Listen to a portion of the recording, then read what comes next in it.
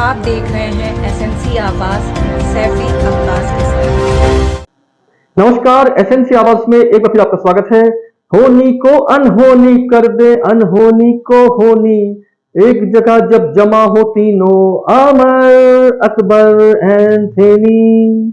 आखिर सिंगरौली जिले के नवानगर थाना क्षेत्र स्थित महाजन बगीचे में ये अमर, अकबर, एंथनी कौन है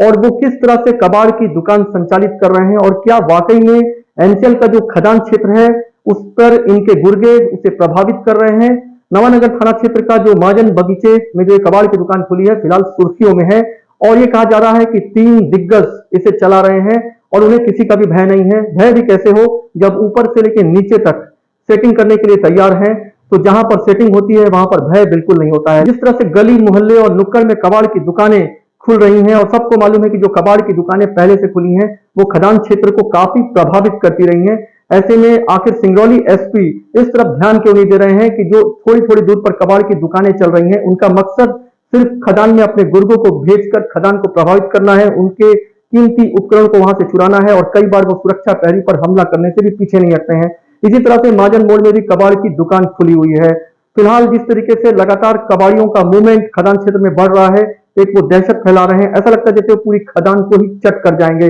और जिस तरीके से अमर, अकबर, एंथनी की तिगड़ी जो महाजन बगीचे के पास कबाड़ की दुकान चला रही है वो लगातार खदान क्षेत्र में अपने गुर्गों को भेज रही है। और पिछले दिनों नवानगर थाना क्षेत्र में जिस तरीके से कबाड़ का बड़ा जखीरा पकड़ाया था उससे पता चलता है कि वाकई में मूवमेंट भी वहीं से होकर गुजरा था। लेकिन अब सबसे बड़ी बात यह है कि खुद थोड़ी ही दूर पर जब पुलिस कप्तान बैठे हुए हैं और उनकी छोटी सी छोटी चीजों पर नजर है, ऐसे में आखिर इन्हें किसकी नजर इनायत मिल रही है। और जो महाजन मोड़ में और महाजन बगीचे के पास बिननगर क्षेत्र में ये कबाड़ की दुकानें खुली हुई हैं, हर किसी को मालूम है कि ठीक यहां से थोड़ी दूर पर जो शक्तिनगर और तमाम दूसरी जगह पर जो कबाड़ की दुकानें खुली हुई हैं वो काफी साल से खदान क्षेत्र को प्रभावित कर रहे हैं। और अब तो सिंगरौली जिले के जब नवानगर, बैढ़न, बिननगर में ही कबाड़ की दुकानें खुल जाएंगी तो ये जो पावर प्लांट है या जो खदान क्षेत्र है, एनसीएल का खदान क्षेत्र है, आखिर ये कैसे बच सकता है। और कई बार ये काफी कीमती उपकरण वहां से काटते हैं, कंडक्टर वायर काटते हैं, खदान को प्रभावित करते हैं और सुरक्षा प्रहरियों पर हमला करने से भी पीछे नहीं हटते हैं।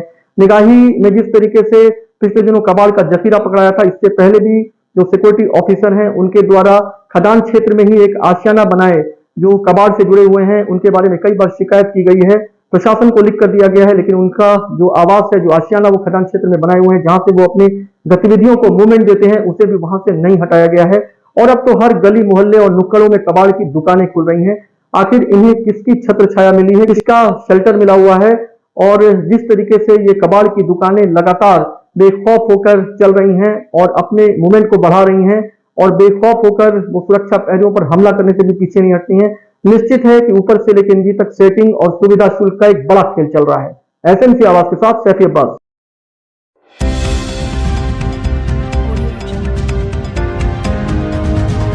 आप देख रहे हैं एसएनसी आवाज सैफी अब्बास के साथ।